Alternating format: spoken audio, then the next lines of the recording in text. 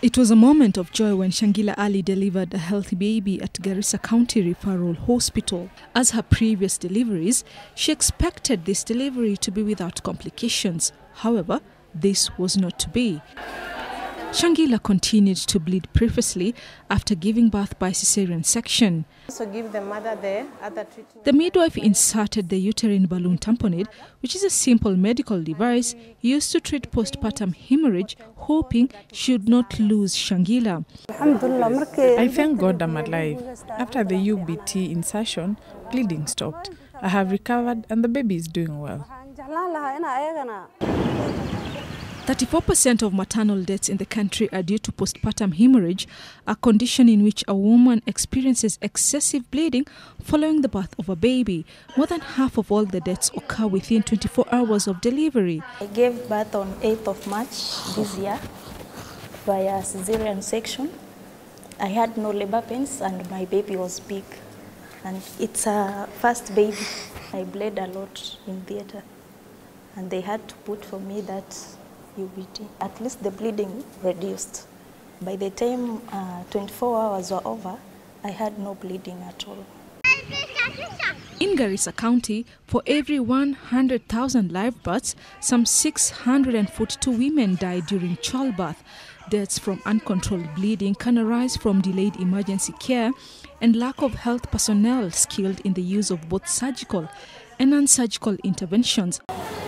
But postpartum hemorrhage can be prevented and treated immediately with standard methods such as a uterine balloon tamponade. We want to do the demonstration. This is the catheter we are going to use, the condom, the syringe, and the water that we are going to do for ballooning and the strings. We start with the condom, place it in situ, put it on the catheter. I roll it out. With the help of my assistant, we are going to tie it. It acts like a balloon.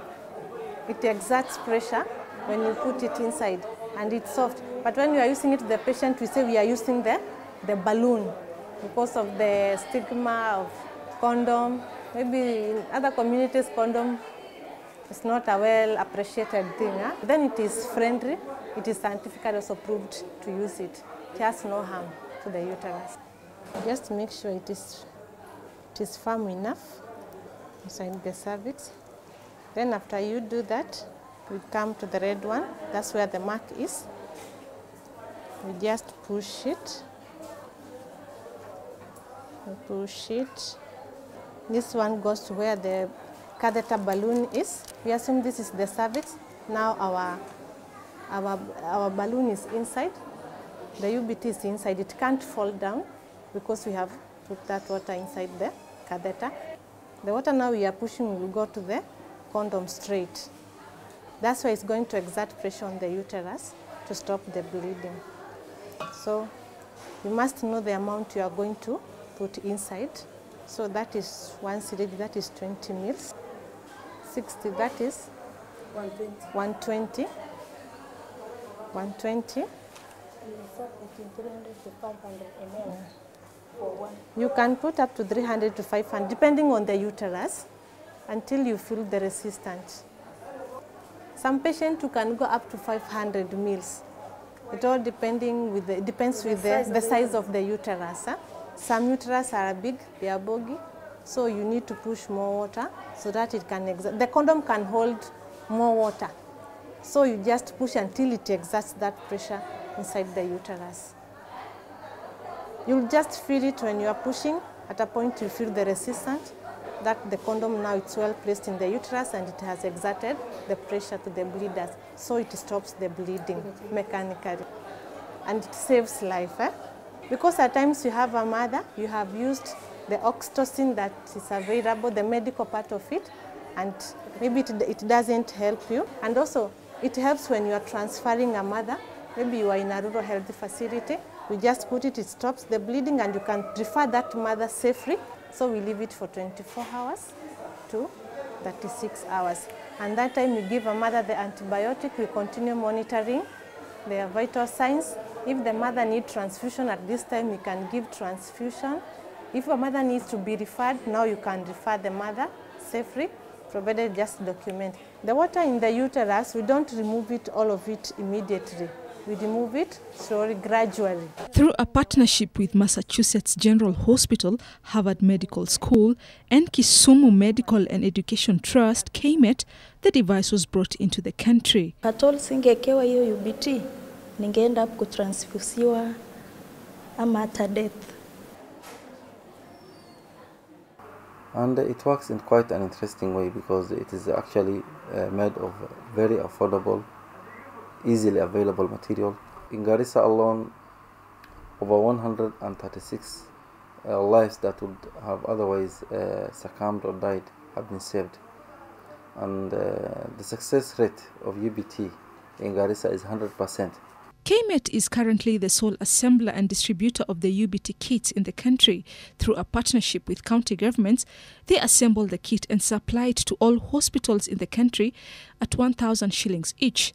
Once we train our healthcare workers, the accessibility becomes very fast. And therefore, the utilization of the kits raised dramatically. And one of the challenges actually we had was meeting the demand. We have even done a sensitization meeting for the community health volunteers who are at the lower level.